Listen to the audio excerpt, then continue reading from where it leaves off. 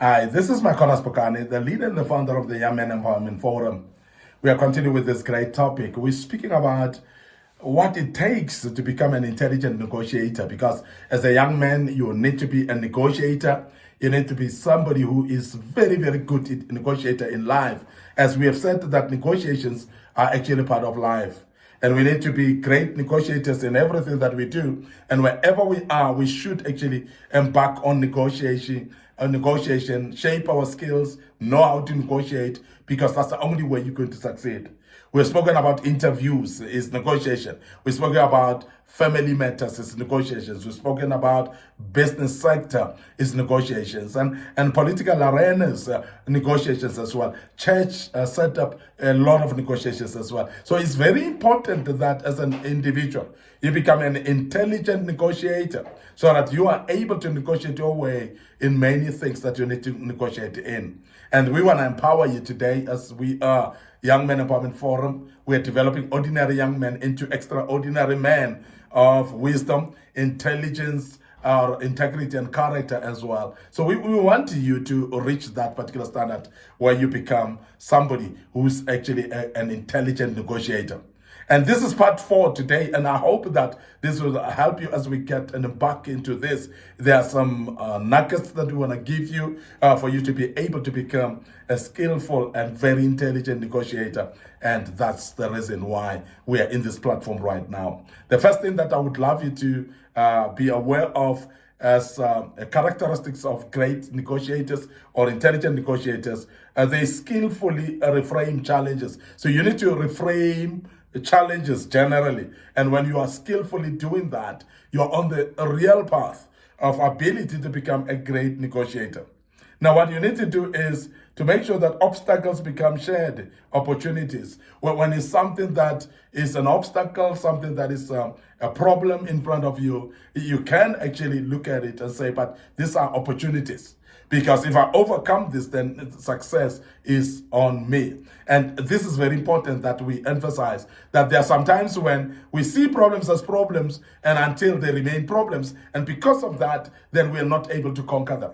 And when you see them as challenges, you are going to likely open up your mind and you're going to be able to see it with a different eye. Because the way you reframe your problems or challenges in front of you, and the way you reframe them, the way you see them, is actually feeding into your perspective. And when it fits into your perspective, if it's a positive way of feeding into your perspective, you are surely then going to find better solutions. And this is very important that we emphasize that. And I believe strongly that sometimes we miss to solve problems easily, because of the way we have seen them, because of the way we frame them. When you see it as a difficult problem, there's no way you're going to find it easy to sort it out. So therefore, if it's a problem, make it just a challenge. If it's an obstacle, so reframe it into just a challenge. And if it's just a challenge, it's therefore something that challenges you, something that you can challenge as well to succeed. And that's the reason why we want to say that to become an intelligent negotiator, you need to skillfully reframe challenges. Now, when we reframe, you reframe it in your mind. But then it's very important as well that you speak appropriately according to that reframing. Because most of the time, we think right, but we speak wrong. And when you speak wrong, and to something that you think right about, that thing is going to be wrong. Because what you speak is actually going to fit into your perspective as well. And that is going to cause more problems in the sense that you've spoken wrongly in something that you think right about, then there's no congruency in that. There's no synergy in thinking and talking, because remember that your tongue is very powerful. It's actually it can bring death or life, and therefore it's very important that you are becoming careful that you don't bring death to your own situation through what you speak. And that's very important. So how you speak then becomes very important. And even when you're negotiating situations with other people, reframe actually the way you see things, because if you don't, you're going to actually emphasize the fact that this is a problem that you cannot solve, even though you're negotiating, but you're negotiating yourself amiss or out of this particular situation. And that's very key, that you become very careful of that. Now, secondly, we are saying people that are intelligent negotiators, they time concessions, concessions artfully. So they basically concede timely and consciously when they concede. So therefore they time their concessions. And it's very important, because there are times when you want to concede and say, yes, let's agree.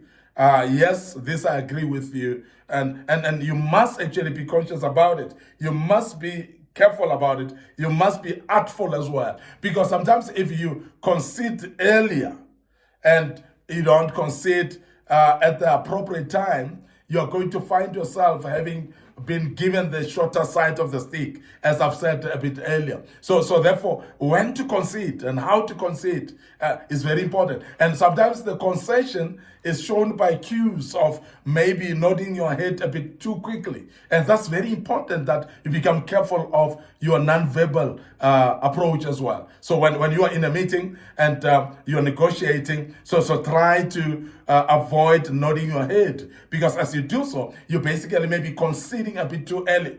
And people are aware that they're convincing you a bit earlier. Rather, be there to listen actively, as we have said earlier, but don't give a cue of concession a bit earlier, because as you do that, you're basically going to lose the argument, and you may be given the short side of the stick, as I've said. So please be careful of how you do. So timing of your concession is very important. So you must be artful about it. So strategic generosity unlocks greater gains. So very, very important. So we must mention that strategic generosity unlocks greater gains. When you are generous in approach sometimes, but strategically so, you are actually opening up gains. You're unlocking some gains that you might have as well failed to unlock, but this particular time you become generous, you become open-minded as well, because there are those people that are very, very difficult or tough task